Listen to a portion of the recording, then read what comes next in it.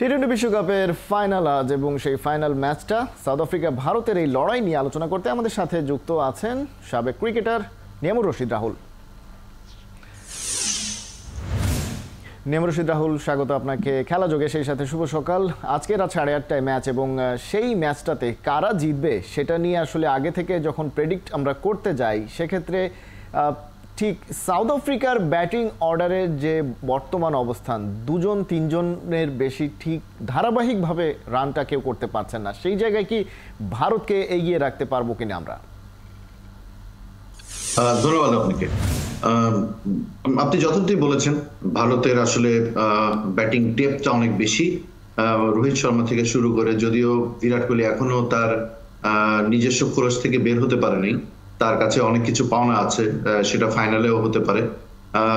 এছাড়া আপনি দেখেন যে রোহিত শর্মা ঠিক যেভাবে খেলে, ক্রিকেটটা এনজয় করছে এবং যে রিস্ক গুলি নেয় তাতে ফেইলার হলেও কিন্তু পরের যেসব ব্যাটসম্যান গুলি আছে, সূর্য কুমার বলেন, ঋষভ পান্ট বলেন, হার্দিক পান্ডিয়া বলেন, শুভম দুবে বলেন, সেরা কিন্তু সবাই যার যার ক্যাপাবিলিটি অনুযায়ী অ্যাটলিস্ট বোর্ডে যদি 150-60 রান যদি টোটাল করতে পারে তাহলে কিন্তু তারা আটকে রাখার সামর্থ্য রাখে, বিকজ তাদের স্পিনার্স এন্ড ফাস্ট বোলার্সরাও অলসো ভেরি পরীক্ষিত। আমার কাছে মনে হয় যে তারা খুবই ভালো এফোর্ট দিয়ে বলটা করতে পারে এবং তারা যে কাজটা চায় আর কি, ক্যাপ্টেন যেটা চায় সেটা কিন্তু তারা করে রাখতে পারে।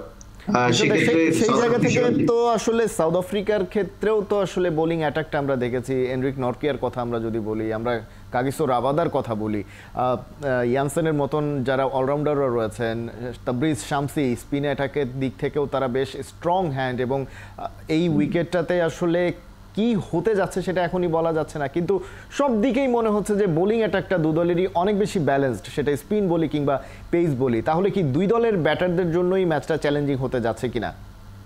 চ্যালেঞ্জিং একটা জায়গা হতে পারে, সেটা পুরোপুরি নির্ভর করবে হলো যেটা আপনি বললেন যে টস একটা বিরাট ফ্যাক্টর এবং উইকেটটা কিভাবে আপনার বিহেভ করে। সাউথ আফ্রিকা যদি উইকেটের কিছু হেল্প যদি পেয়ে থাকে, যেমনটা আফগানিস্তানের সাথে পেয়েছে, সেরকম হলে কিন্তু ডেফিনেটলি সাউথ আফ্রিকাকে আপনি ফেলে দিতে পারবেন না। এই কারণে বিকজ ফাস্ট বোলার আমরা দেখেছি, বাট আপনি যদি দেখে থাকেন আফগানিস্তানের সাথে যে ম্যাচটা, তারা কি স্পেলে বলটা করেছে, তিনটা ফাস্ট বোলার ডেফিনেটলি অন্যরকম করেছে। হ্যাঁ, একটা ভালো একটা তাদের সাপোর্ট বলার আছে, শামসি স্পিনার, সেও কিন্তু কার্যকরী ভূমিকা রাখতে পারে যদি সে ম্যাচটাকে তারা যদি এনজয় করে। সাউথ আফ্রিকার যে ব্যাপারটা হচ্ছে, তারা হয়তো অনেক ধুকে ধুকে ম্যাচগুলি জিতেছে, কিন্তু কনসিস্টেন্সিটা তাদের মধ্যে ব্যাটিং অর্ডার থেকে শুরু করে ঠিক যেভাবে হওয়ার দরকার ছিল বা যেভাবে পারফর্ম করার ছিল সেটা করে নাই। পুরোটাই কিন্তু নির্ভর করে এসছে কিন্তু তারা বলারদের উপরে। সেক্ষেত্রে ডেফিনেটলি নরকিয়া বলেন, রাবাদা বলেন, শামসি বলেন, যে এরা যদি উইকেটের যদি কিছু হেল্প যদি তারা পায়, ভারতীয় ব্যাটসম্যানদের একটু সমস্যা হওয়ার কথা। নিঃসন্দেহে, স্পেশালি সাউথ আফ্রিকার ব্যাটসম্যান অনেক বাঘা ব্যাটসম্যান রয়েছেন। আমরা কুইন্টন ডিককে শুধুমাত্র দ্রুত গতিতে রান তুলতে দেখেছি, এছাড়া নিচের দিকে ডেভিড মিলার, তিনি যেভাবে ক্রিকেটটা খেলেন সেরকম ব্যাটিংটা আমরা দেখতে পাইনি। এইডেন মার্করাম, যিনি ক্যাপ্টেন দলকে এই পর্যন্ত নিয়ে এসছেন, তার ব্যাটে তো একদমই রান নেই, সেই আইপিএল থেকেই তিনি অফ ফর্মে ভুগছেন। অন্যদিকে আইপিএলে দুর্দান্ত পারফর্ম করা এনরিক ক্লাসেন, তিনিও আসলে খুব বেশি ছন্দে নেই, যে কারণে আলটিমেটলি তাদের বোলারদের উপর ভরসাটা করতে হচ্ছে। কিন্তু ওদিকে আবার যদি ইন্ডিয়ার বিষয়টায় আমরা আসি, সেখানে আপনি বলছিলেন একদম শুরুতে যে বিরাট কোহলি খুব একটা ফর্মে নেই, হয়তো ফাইনালে খেলবেন, তার জায়গায় একজন ওপেনার বাংলাদেশের ভারতের রয়েছে যশস্বী জয়সওয়াল, তিনি আসলে পুরো ওয়ার্ল্ড কাপটাই সাইড বেঞ্চে বসে কাটালেন এবং বিরাট কোহলিকে ওপেনিং রোলে দেয়া হলো, সেই রোলটাতে এতগুলো ম্যাচ ভারত খেললো, সেখানে ফেল করলেন বিরাট কোহলি। তো এই জায়গায় হঠাৎ করে কোনো পরিবর্তনের চিন্তা রাহুল দ্রাবিড় বা ক্যাপ্টেন রোহিত শর্মা করতে পারেন কিনা? প্রশ্ন ওঠে না, অ্যাটলিস্ট রোহিত শর্মার ব্যাপারে তা করতেই পারে না। রোহিত শর্মা, তার টিম জানে যে বিরাট কোহলি কতটুকু কি করতে পারে।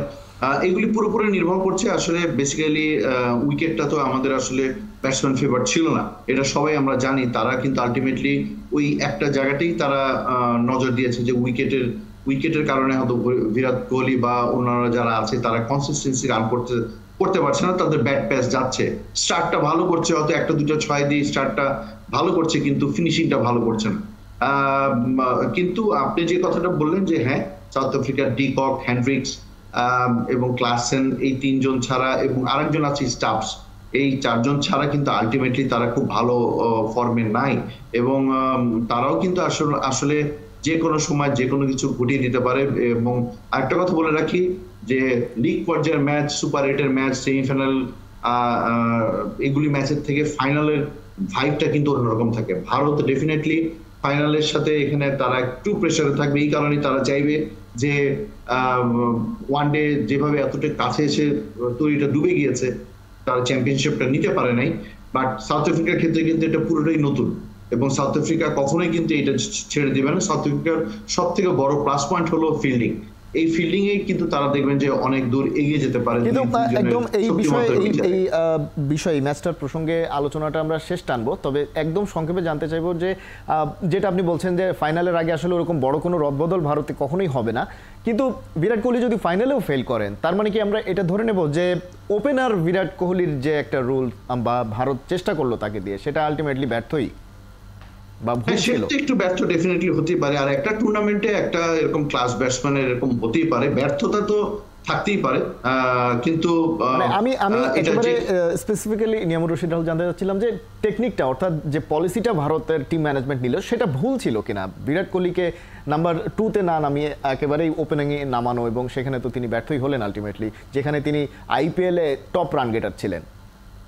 এটা আসলে ভুলের কোনো ফ্যাক্টর না, বিকজ আইপিএলেও কিন্তু সে ওপেন করেছে এবং সে খুব ভালো একটা টাচে ছিল। আইপিএল এর উইকেট আর এখনকার উইকেটের মধ্যে অনেক ডিফারেন্স আছে। সব ব্যাটসম্যানের ক্ষেত্রে সবকিছু টাইমিং বা একরকম হবে তাও না।